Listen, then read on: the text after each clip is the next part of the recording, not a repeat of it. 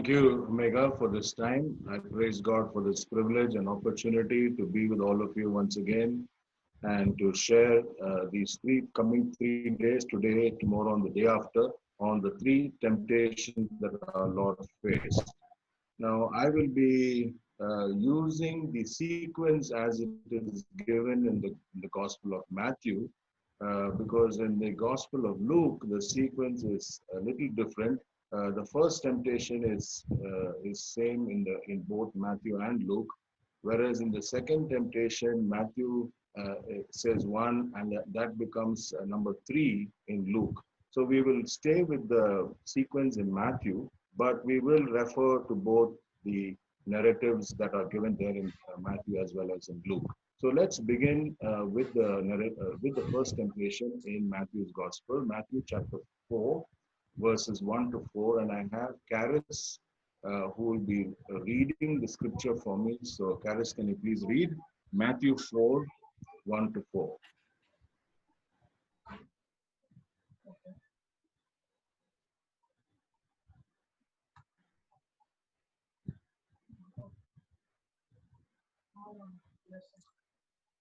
Matthew 4, starting from verses 1. Then Jesus was led up by the Spirit into the wilderness to be tempted by the devil.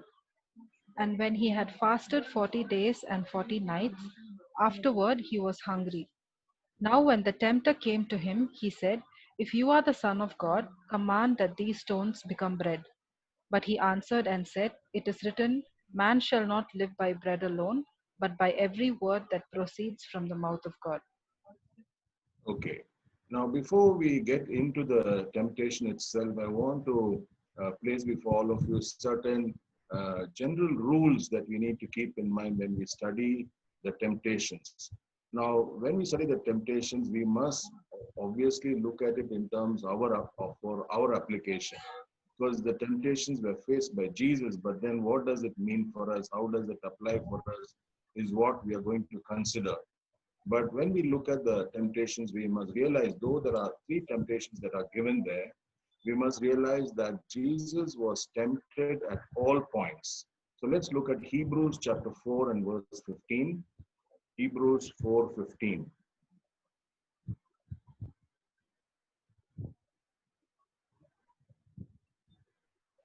Hebrews chapter 4, verses 15. For we do not have a high priest who cannot sympathize with our weaknesses, but was in all points tempted as we are, yet without sin. Okay, so he was tempted at all points as we are, and yet without sin. So that is who we have as our Lord, and He is our high priest. He is the one who intercedes for us. So He came in the flesh. He felt the temptations just like all of us face temptations, and He felt temptation, and He overcame those all points, and yet He was without sin. Hebrews 2:18.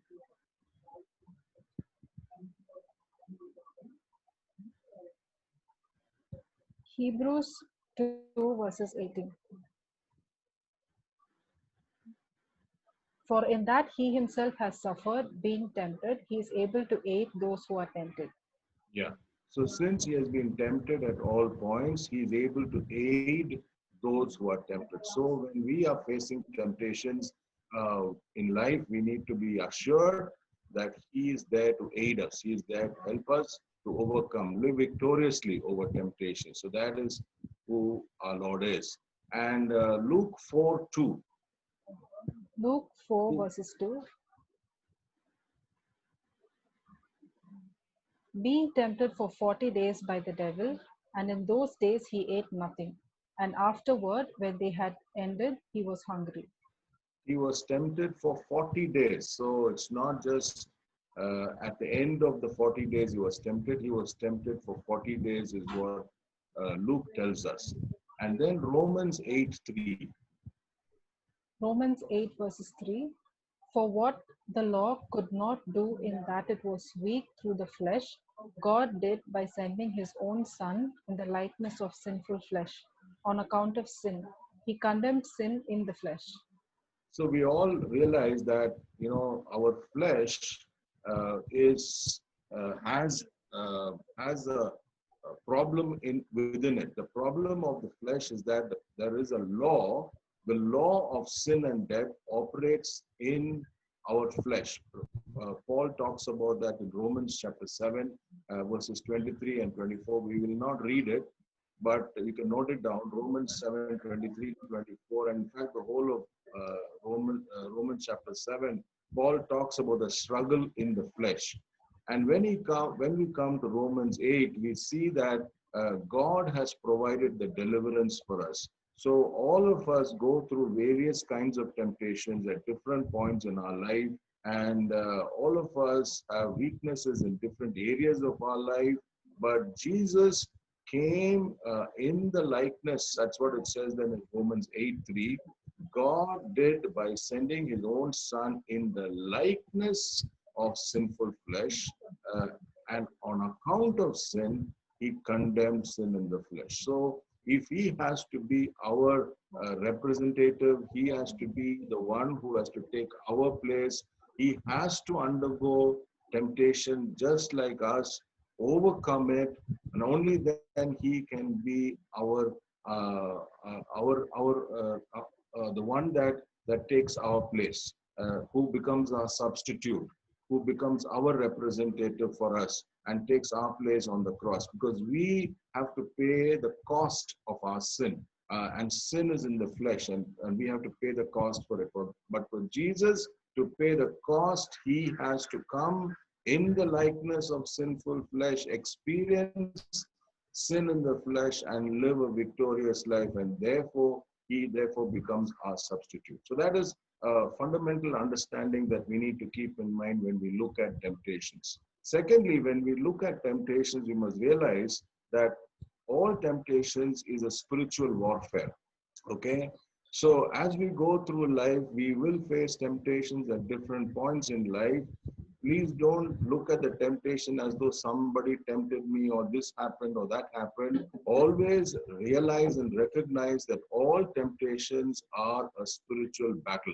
That Satan is using every opportunity to trap us, to trip us, to get us into his clutches. He'll do everything. So we must be always ready to deal with issues at a spiritual dimension.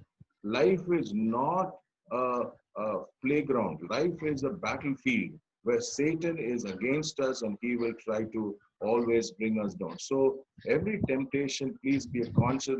Let us be conscious. It is a spiritual warfare, and we need to be able to handle it at that dimension. So we have to ask ourselves today, is that how we are handling temptation? Realizing it is a spiritual warfare. Is that how it is going on? The third, ground rule that we are not yet come into the temptation, first temptation. I'm just stating the ground rules of how temptations happen and how we need to deal with it. The third one is always the issue is between the spiritual reality and its material application. It is and its everyday application. On one side, we say we are children of God. We are born about our spiritual relationship. But the reality is, how does that affect our everyday life? That is the question. Temptation will hit us there. How is your spiritual walk, your relationship with God? What does that have to do with your everyday life, with my everyday life, with the choices I make, the decisions I make? How do I relate with people? How do I handle finances? What is my moral life? Everything has these two sides to it, two dimensions to it. The aspect of our journey with God, our relationship with God, and how it affects our daily life. So we must realize these two dimensions will always be at play when we deal with temptation. We also must realize that Satan's strategy, we will come to that later, but let me say this, that for every temptation that we face, God has already provided a way of escape. Shall we read 1 Corinthians chapter 10 and verse 13? 1 Corinthians chapter 10 verses 13. No temptation has overtaken you except such as is common to man. But God is faithful, who will not allow you to be tempted beyond what you are able, but with the temptation will also make the way of escape that you may be able to bear it. So we must understand that there is no temptation that will come our way which is beyond our ability to bear. So God is sovereign. He is still watching over us as we go through life, as we face temptations. He watches over us, and He will not allow us to face any temptation that is beyond our ability to bear. But with the temptation also provide the way of escape that we may be able to bear it. Now, the other important rider that we need to keep in mind, and important rule that we need to keep in mind while dealing with temptations, is that every temptation is an opportunity for us to express our love for God. Temptation, yes, it is threatening. It is Satan trying to use a strategy to pull us down, to trap us, to get us into some kind of a sin. Satan is doing that. But let us understand that every temptation is an opportunity for me to say, I trust in God and I will obey God. Because relationship with God is based out of our faith and based out of our obedience. Okay? Faith and obedience. Trust and obey. For there is no other way to be happy in Jesus but to trust and to obey. So when I face temptations, it is an opportunity for me to express my love for God. To say, Lord, I love you. No, see, today what has happened is the kind of teaching that we get is you love God by worshiping God. You love God by singing songs, by, all these kind of external things that are put into our life, and we think that is what loving God is all about. It's showing a lot of emotion when we say we love God. But friends, let's understand this. Relationship with God is fundamentally based on two elements. Number one is our faith. Without faith, it is impossible to please God. That is in Hebrews chapter 11 and verse 6. And faith cannot be without expression. Faith without works is dead. James chapter 2 tells us that faith without works is dead faith. So if I say I have faith in God, it must translate into obedience. In my saying, Lord, I love you and I will obey you in this particular temptation. When Satan is tempting me to go away from you, Lord, I trust you and I obey you. That is an expression of love. So if you flip it over, every time I fall into temptation, or in other words, I don't trust God and I don't obey God, which is what falling into temptation is all about, and falling into a problem of sin, you're actually saying, I do not love God.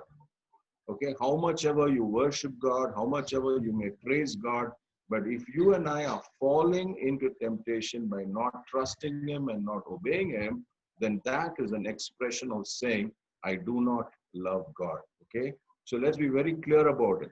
These are certain ground rules that we will keep in mind. I will reiterate it every day, these ground rules, because these are very critical for us.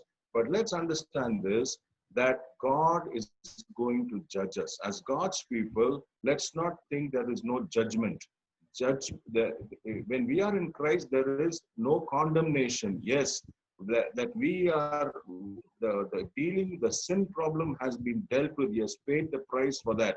But He will still question our life. How has your life been? Have you been living a victorious life? Is the question that the Lord will judge us about. Ezekiel chapter 18, verses 30 to 32. Ezekiel 18, 30 to 32. Yeah. Ezekiel 18:30 to 32. Therefore I will judge you, O house of Israel, every one according to his ways, says the Lord. Repent and turn from all your transgressions, so that iniquity will not be your ruin. Cast away from you all the transgressions which you have committed, and get yourselves a new heart and a new spirit. For why should you die, O house of Israel? For I have no pleasure in the death of one who dies, says the Lord God. Therefore, turn and live. Okay, so there is a tremendous uh, requirement on us, a requirement that says I need to follow with the Lord. I need to grow with the Lord every day. I need to say, Lord, teach me to walk in your ways. There can be no question of saying, everything is taken care of. I'm fine. I can just go along in life the way I want. Friends, that is not possible at all. That we need to really deal with that kind of thinking very drastically. God is watching us. Am I sincerely trusting Him? Am I depending on Him? Am I allowing the Holy Spirit to empower me as I go through life, dealing with temptations and learning to overcome them? Okay. So now let's get into temptation number one in its actual sense. So Matthew's Gospel, chapter 4 and verse 3. Matthew 4:3. Matthew 4, verses 3. Now, when the tempter came to him, he said, If you are the Son of God, command that these stones become bread. So you see the temptation. The temptation is, if you are the Son of God, command that these stones become bread. What is the temptation? What is Satan trying to say? What is the devil trying to tell Jesus? On one side, he's saying there is the divinity part of you. You're saying you are the Son of God. If you are the Son of God, if that is who you say you are, and he knows, Satan knows very well who Jesus is, but you see, he's dealing with the whole issue of Jesus' divinity. And then he's saying, if that is who you say you are, command that these stones become bread.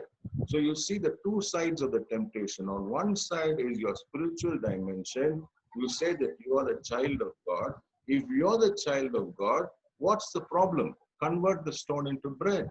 Jesus, you have fasted for 40 days and 40 nights. The Bible says he was hungry, so he needed to have food. So Satan is saying, take care of your essentials, the material needs that you have, this essential material need that you have, take care of it.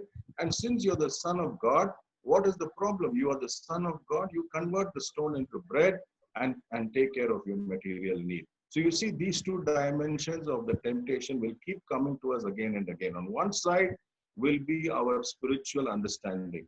The understanding is, okay, you say you're a child of God, but if you say you're a child of God, how are you going to handle this issue? What does this mean for you? How are you going to take care of this situation? So what Satan does to us is he separates these two things. He makes us think that your spiritual dimension is one thing. You are the child of God. That's wonderful. Don't connect that to the material aspects of life. This is your essentials. Bread is an essential material need in life. Keep living for the material. Keep making choices for the material issues of life. This has nothing to do with who you are. So he tries his agenda. His agenda is to separate the sacred from the material. He says your relationship with God is separate. Keep that separate and deal with these material issues separately. So you see what has happened to us is that we are busy involving ourselves in Christian activities. We may do evangelism, we may do Bible studies, we may do different kinds of ministries. So that is one side of our life. And the other side of our life, we are busy taking care of the material needs of our life, the material essentials. Bread, bread is an essential. I'm hungry, I need to eat food. So material needs are to be met. So this is nothing to do with your spirituality. So take care of your spirituality. Live in the realm of all your spiritual activities on one side, and keep living for your material needs on the other side. So you see how beautifully Satan's strategy has worked. He has separated the sacred from the material. So Christians have become very, comfortable and very proficient in living this dual life, in this dual compartmentalized lifestyle. We have on one side all our spiritual activities. We will attend meetings after meetings, we'll attend Bible studies after Bible studies. We are very good in all the spiritual aspects, and we think that I'm a believer, I'm born again, I'm going to heaven, everything is wonderful. But our everyday life is all run on the basis of the material things of life. These are my essentials. I need a job, I need a career, I need money, I need food on the table. My children have to be successful. My children have to be well settled in life. So everything is now lived on the realm of the material. So you see how powerful this trap is. This trap comes to us again and again and again. Now look at, for example, the way we bring up our children. The way we bring up our children is, if I were to ask you, and I do not know what answer you will give me, but I can guess to a large extent our whole fundamental reasoning and the priority and the motivation with which we bring up our children is all for the material. Study well, because then only you will have a good job, only then you will have a good career, only then you can be well settled in life. Otherwise, if you do not study well, you will not do well in life. So you see, the motivation is entirely material. And as much as we drive our children and we drive ourselves towards materialistic goals, we also simultaneously tell our children and we tell ourselves, let's also have Bible study. Let's also meet for family prayer. Let's also ensure that you go to church. Let's also ensure that you attend Sunday school. So we have this dual way of comfortably, accommodating ourselves. And we have so become naturalized to this kind of a lifestyle that we don't even see it as a temptation. It is such a fundamental temptation. It is a basic trap. And a basic trap, I believe, and I'm very troubled about this, that in which to a large number, I mean, the majority of Christians have happily fallen into this temptation, and we don't even realize it is a temptation. So this is the seriousness of what we're talking about here. And let's look at the solution. What did Jesus give as a response to Satan when Satan put that trap in Matthew chapter 4 and verse 3? What was the answer that Jesus gave? Matthew 4:4.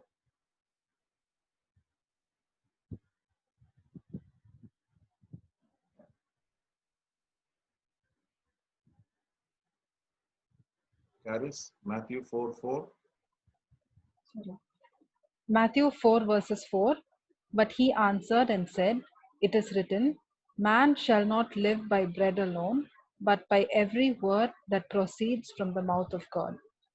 Okay, Jesus is quoting a passage in Deuteronomy, and we will go into that to first understand what is this statement that Jesus made to Satan.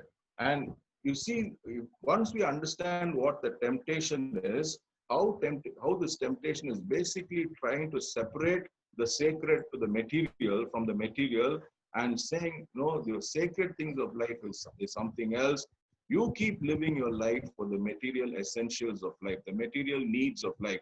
Those should be what should drive your priorities, drive your choices, drive your decisions, drive your everyday life. Your everyday life is driven on the basis of your material essentials. Okay? Now, Jesus gave an answer saying, it is written, man shall not live by bread alone, but by every word that proceeds from the mouth of the Lord. Now, let's go to where is it written? Deuteronomy chapter 8, verses 2 to 5. Deuteronomy 8, 2 to 5. Deuteronomy 8 verses 2 to 5. And you shall remember that the Lord your God led you all the way these 40 years in the wilderness to humble you and test you, to know what was in your heart, whether you would keep his commandments or not. So he humbled you, allowed you to hunger, and fed you with manna, which you did not know, nor did your fathers know, that he might make you know that man shall not live by bread alone, but man lives by every word that proceeds from the mouth of the Lord. Your garments did not wear out on you, nor did your foot swell these 40 years. You should know in your heart that as a man chastens his son, So the Lord your God chastens you. So you see how God was concerned for them. As a man chastens his son, so the Lord your God chastens you. He corrects you. So how was the correction? That 40-year journey in the wilderness, what was the correction that God was bringing? God was saying, look, I am the one who feeds you. Your essentials are my responsibility. I'm the one who's taking care of you. You will remember, your garments did not wear out on you, nor did your foot swell these 40 years. These are your essentials. I know how to take care of your food, your clothing, your shelter, your bodily requirements. I know how to take care of you. What is the lesson I wanted you to learn is that he humbled you, that you so that you will and fed you with manna which you did not know, nor did your fathers know, that he might make you know that man shall not live by bread alone, but man lives by every word that proceeds from the mouth of the Lord. This was the lesson God was longing. He said, I will chasten you. As a father chastens his son, I chastened you. I corrected you. I wanted you to learn this lesson. Don't run after the material things. Don't make that your priority. I know how to take care of your essentials. You should live for me and for my word. Man shall not uh, live by bread alone, but man lives by every word. And this was what God was trying to do and trying to teach them for that 40-year journey. Now, did they learn the lesson? No, no.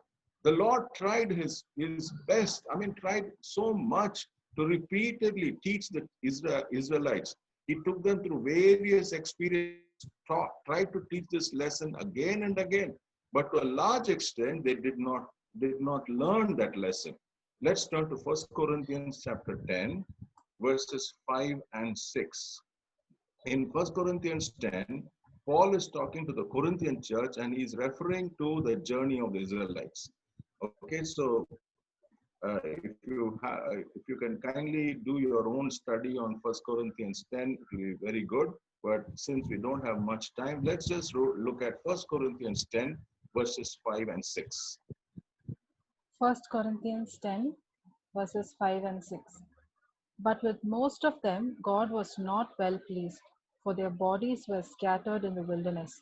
Now these things became our examples, to the intent that we should not lust after evil things as they also lusted. So you see, this was what God was trying to do to the Israelites. And now Paul is saying all that happened to the Israelites were not just a historical story or a narrative. It is written for our admonition. And let's read 1 Corinthians 10:11. 1 Corinthians 10:11. 1 Corinthians 10, verses 11. Now all these things happened to them as examples, and they were written for our admonition, upon whom the ends of the ages have come. One more time, Ma. One more time. 1 Corinthians 10, verses 11. Now all things happened to them as examples, and they were written for our admonition, upon whom the ends of the ages have come. All these things happened to them as examples, and they were written for our admonition. You see, God is still admonishing us. God is still correcting us. God is still chastening us. He's saying, don't live for the material essentials of life. Don't come around saying, I need this, I need this. But look at what has happened to the church today. The kind of theology, the kind of teaching that we have been getting, which has soaked our teaching and our whole minds is, come to God for blessings. Come to God and get your blessings. Come, trust Him, have faith in God. Have faith in God and He will bless you. He will give you this, He will give you that. Whereas God is saying, look, faith in God has to be expressed through obedience. That is what faith is. If I do not obey God, there is no faith. Let's be very clear, friends. Faith is not a theory. Faith is not a nice idea. Faith is obedience.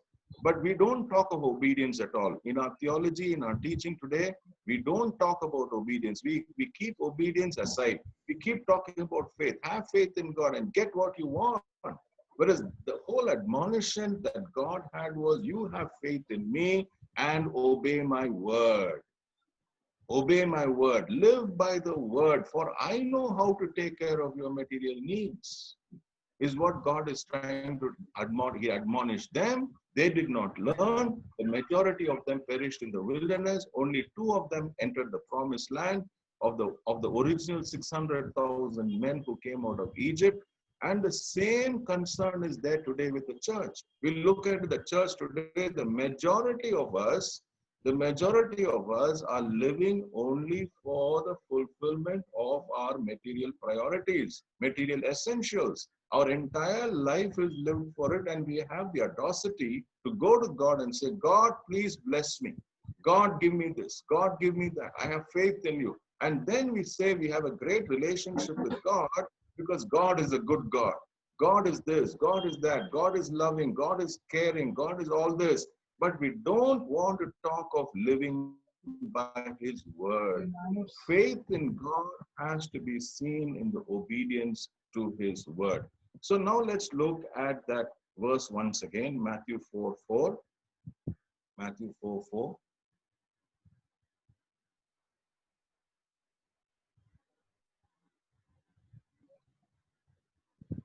Sorry. Matthew 4, verses 4. But he answered and said, it is written, man shall not live by bread alone, but by every word that proceeds from the mouth of God. Now, as you look at that verse, you see there are two sides to this verse. Jesus is saying, it is written, man shall not live by bread alone, but by every word that proceeds from the mouth of God. You see that it has, that passage has got, that verse has got two options. On one side is the option of bread. Man shall not live by bread alone, but by every word that proceeds from the mouth of God. So that is what Jesus said. On one side is the bread option, and the other side is the word of God option. On which side did Jesus put the emphasis? The word of God. Man shall not live by bread alone, but by every word that proceeds from the mouth of God. Jesus did not say man shall not live by bread, but by every word that proceeds from the mouth of God. Jesus did not say that. Jesus said man shall not live by bread alone. So what Jesus is saying is this, there is a need for bread. Those essentials are required. But when I live in life and when I make choices in life, my choices must not be on the basis of what my essentials are and what is driving my essential needs and my essential requirements. That is not the basis on which I live. I live by the word of God. When we say the word of God, again, I feel this has today become a very serious and a very sad problem that people just pick up scripture and they say, the Lord gave me a confirmation. I read this verse, I read the other verse, somebody read one verse for me, somebody gave me a prophecy, somebody said this, go marry this person, go and live here, go and take up this job, take up this career. You know, we have got this amazing capacity today to quote all kinds of verses and telling ourselves that the word of God has confirmed this. And this is so dangerous because we are just using God's word for our own convenience. We have not understood the word of God in its totality. When we come to the word of God, please, I beg you, please don't do this kind of magic. Pick one verse here, pick one verse there. That will make your life into a mess. I have seen so many people's life in terrible mess, their family decisions, the choice of spouse, husband, wife relationship, whom they chose to get married to, and then where they are living today, what they are doing today. It is all very sad because they went on the basis of picking one verse here, one verse there, and saying, this is the confirmation God gave. God gave me this blessing. Somebody came and prayed for me, and some prophecy was given. I tell you, the word of God must be seen in totality. What is the mind of God? What is the word of God in its totality? And then the Holy Spirit, the word of God and the Holy Spirit will always work together. They will never work against each other. The Holy Spirit will confirm it to us. when we are in tune with the Holy Spirit, unless and until we are in tune with the Holy Spirit, seeking the Holy Spirit from I submit to your leading. I don't come to God. Many of us actually, when we say I want to know the will of God, we are really not wanting to know the will of God. We want God's confirmation of what we have already decided. We have already made up our mind. We have already some agenda. I want to marry this person. I want this job. I want to go here. I want to go and get settled in this country and all of that. We have already made up our mind. And then we simply want a word, that affirms what is already made up in our mind. Friends, when we come to the word of God and to the spirit of God, we must lay our own spirit down at their feet, at the feet of the Lord, and say, Lord, please, Lord, I don't want to get carried away by my own heart. Friends, please understand, God will judge us for the motives of our heart. Okay? God will judge us for the motives of our heart. Can we read 1 Corinthians 4:5? Caris, 1 Corinthians 4:5. Yes, Uncle. 1 Corinthians 4 verses 5. Therefore, judge nothing before the time until the Lord comes, who will both bring to light the hidden things of darkness and reveal the counsels of the hearts. Then each one's praise will come from God. Okay. So you see, God will judge the motives of the heart, the counsels of the heart, and He will tell you actually your choices were not at all according to my word. Your choices was only for bread. And remember, bread represents all those material essentials of life. Friends, remember the verse that we began when we started this study this evening. We looked at that passage in Ezekiel, and Ezekiel chapter 18. Where God is so clearly warning the Israelites. If you do not, why should you die, O house of Israel? For I have no pleasure in the death of one who dies. God is saying, get yourselves a new heart and a new spirit. So God wants us to repent even today. I'm asking all of my viewers and my hearers this evening, look back in your life, even in the last 1 year or 2 years or whatever you can remember. Look at the choices you have made. Has it been a bread choice or has it been a word choice? And I tell you, it will be shocking. It will be shocking to the majority of us. Our life and our choices and our decisions have actually, if you look at the motives of our heart, have been nothing but bread. The essentials of life. Lord, I need this, I need this, I need this. And we have kept making all those bread choices. Then we have given it a camouflage. We have camouflaged it with all kind of spiritual garments and cloaks, and we said God gave me this verse and all of that. So we have to be very clear before God as to what is the basis on which we are making our choices. And we need to realize that our life has its security in God. Acts chapter 17 verse 28. Acts 17:28.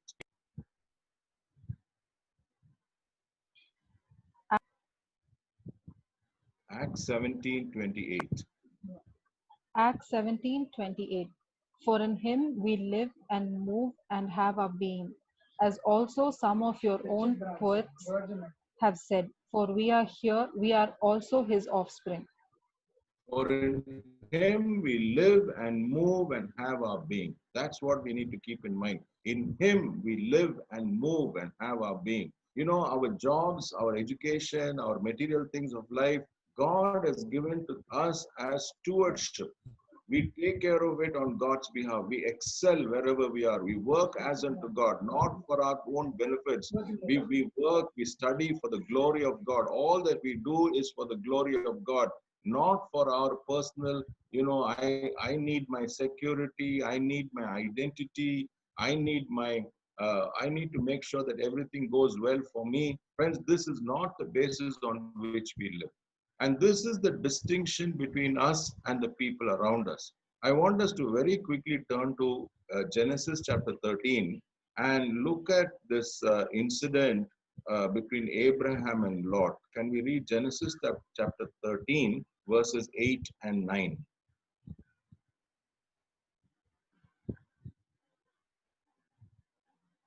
Genesis chapter 13, verses 8 and 9.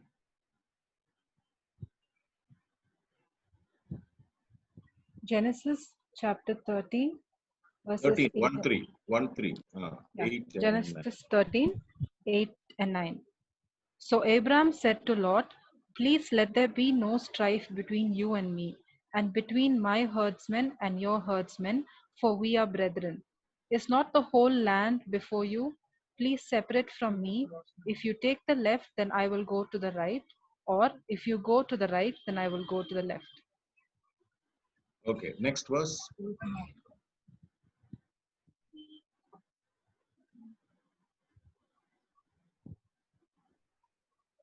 Next verse, Caris. One minute.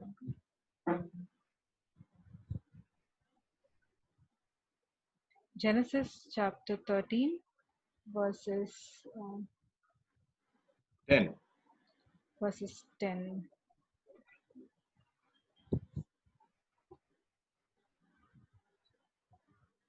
And Lot lifted his eyes and saw all the plain of Jordan, that it was well watered everywhere, before the Lord destroyed Sodom and Gomorrah, like the Hmm. garden of the Lord, like the land of Egypt, as you go towards Zoar. The next verse. Then Lot chose for himself all the plain of Jordan, and Lot journeyed east, and they separated from each other. Okay. Now, this is an incident, between Abraham and Lot, and this concerns the matter that is in concern here is the matter of land. Now, we all know how serious land is, and especially how it becomes such a serious matter, especially amongst relatives, it becomes a very big issue, and people go into court cases and all of that for land and property and house and apartments and things like this. This is a huge issue. Land is a huge issue. Now, God had promised the land to Abraham, and Abraham is now taking a decision to tell his nephew Lot, Lot, it's better for us to separate. If you go to the left, I'll go to the right. If you go to the right, I'll go to the left. In other words, he's telling Lot to make the first choice of the land. Choose whatever land you want. I mean, if we were there, would that be a sensible way of dealing with this issue? I don't think so. We would have told Abraham, Abraham, this is not right. Don't let this guy choose the land. God has promised the land to you. Take care of it. You see, this is our mindset. This is how we have all become acclimatized today. Today we have been acclimatized. We have made ourselves people who live on the basis of the material. The material drives everything for us. All our decisions is always on the material. It has nothing to do with our spirituality. It has nothing to do with our relationship with God. Anyone talks about it, we say, look, be practical. Let's be sensible. Let's make sure that your bread is okay. Here is land. Don't give up the land. Now, Lot chooses the land. Now, what does he do? He looks at the land, and on one side is the green land, where the river Jordan is flowing. He chooses the green land. What would we have done had we been in Lot's place and our uncle says, choose the land? Would we choose any other land? We would have done the very same thing that Lot did. And friends, I am really trying to press this matter. My point here is this, that today our entire Christian, we call ourselves Christians, but there is no difference at all between us and the people around us. The world lives on the basis of the material. Christians also live on the basis of the material. If that is how we are living, then what is our testimony? What is our witness? How are we going to share the gospel to them? How are we going to tell them that Jesus died for them? They'll say, look, you are also chasing the material things of life. The first temptation that is itself a place where I feel majority of us are falling and continuously falling. And that is where we must make a change. You see, Lot's life was a mess. We all know the story of Lot. And it started with this very choice. The whole downfall of Lot happened at this point where he chose the land of the green land. He said, this is comfortable for me, and he went there. Now you look at Genesis chapter 13. I don't have time to do it, but look at the life of Abraham. It is in that very point God blessed Abraham. And God said, you read entire 13th chapter of Genesis, you will see God said to Abraham, Abraham, now I will bless you. You know, your descendants. And Abraham had no descendants in Genesis 13. God said, I'll take care of your descendants that you don't even know about. I will take care of you. Friends, this is what God wants us to have. Now let's conclude. Since my time has run out, let's read the last passage we'll read is Matthew 6, 31 to 33. Matthew 6, 31 to 33. Matthew 6, 31 to 33. Therefore, do not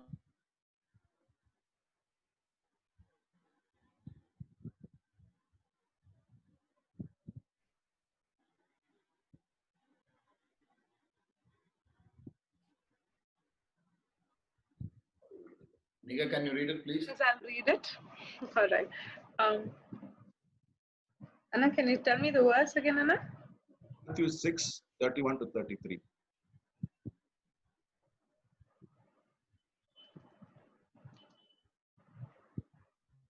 Anna, it's breaking a little. Matthew, I'm so sorry. Matthew 6, 31 to 33.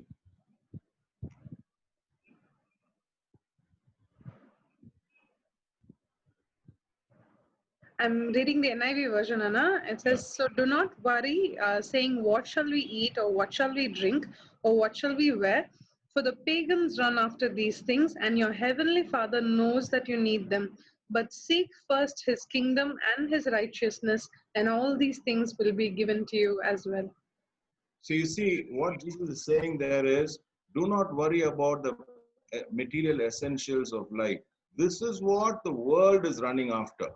And your heavenly Father knows that you need these things. He is our heavenly Father that He knows what are our material essentials that we need in life. He knows. But what is He saying?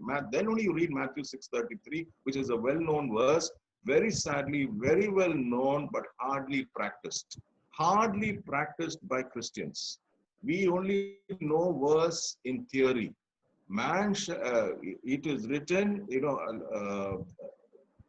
the 33rd verse, Matthew 6:33, seek ye first the kingdom of God and his righteousness, and all these things will be added unto you, is in the context of saying, don't be worried about the material things. Don't chase the material things of life, but all that you seek for is God's kingdom and God's righteousness. Friends, are we this evening willing to follow this? Are we willing? Remember, every temptation that you face is an opportunity for you to say, I love God. If you are falling into the trap of choosing the material essentials of life over and above God's direction for your life, God's purpose for your life, the material things of the life that is what driving you and your family, and then you're saying, oh, I will compensate it by getting involved in some spiritual activity. God knows. You cannot hide from God. God in everything is open before him. And if that is how we are living, let's be very clear. We do not love God at all. Don't say I'm loving God because I'm involved in Christian activity. Loving God is faith and obedience. Trust and obey. Lord, I trust you. I will obey you. May the Lord bless this session today. I really had more to bring across, but I restricted myself. But then I believe whatever we have heard this afternoon, believe the Lord will bless us and enable us. And let's realize if God is convicting us, if the Holy Spirit is convicting us, please let's not just give excuses. Let's repent. It's very important to say, Lord, today you have spoken to me very directly. You have spoken to me that my choices in life are nothing but material. Lord, you have convicted me. Lord, I repent. Because friends, if there is no repentance, then when we face judgment, it's going to happen very soon. God will say, you never had a heart of repentance. Then what kind of judgment will we face before God when he comes back, and he's coming back very soon? May the Lord really convict us and show us where we need to repent and set things right before him. May the Lord bless us. Amen. Friends, how deep and how beautiful that word was. We all have to do introspection. Anna, would you please close this in prayer? Yeah. And then I'll announce more. Father, thank you, Lord, for speaking to us this afternoon. Yes, Lord, when we look at our lives, Father, so much of our life is entirely bread based. Everything, Lord, our choices, our decisions, the way we bring up our family, the plans that we make, and then we have the audacity and the arrogance to give it a spiritual flavor. We say we are involved in ministry, we say we are doing God's work, but actually, Lord, deep down in our hearts is nothing but the material essentials of life that is driving us. And Lord, you know us through and through, Lord. Nothing can be hidden from your sight. And one day we will have to stand before the judgment seat of Christ. And that day is coming very soon. And the Bible says, Lord, and you have said in your word, the judgment will begin with the house of God. Judgment will begin with the house of God. How frightening that is, Lord. I pray that this evening's word will really shake us up. Lord, will shake up the body of Christ. Lord, let this not be a convenient message, Lord. Let this message today be a disturbing message for every believer, every Christian, that Lord, we will be so shaken, Lord, that we will fall before you in brokenness and repentance, Lord. Father, we have made so many choices of life, all for the material essentials. And that is how we have brought up our children also, Lord.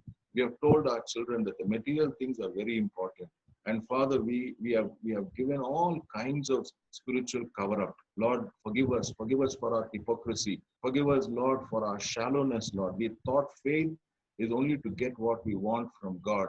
Lord, we never understood that faith has to be demonstrated through obedience. Father, forgive us, forgive us, forgive us. Have mercy on us. Lord, we repent before you. We give you all the glory and praise. And in Jesus' most precious name we pray. Amen.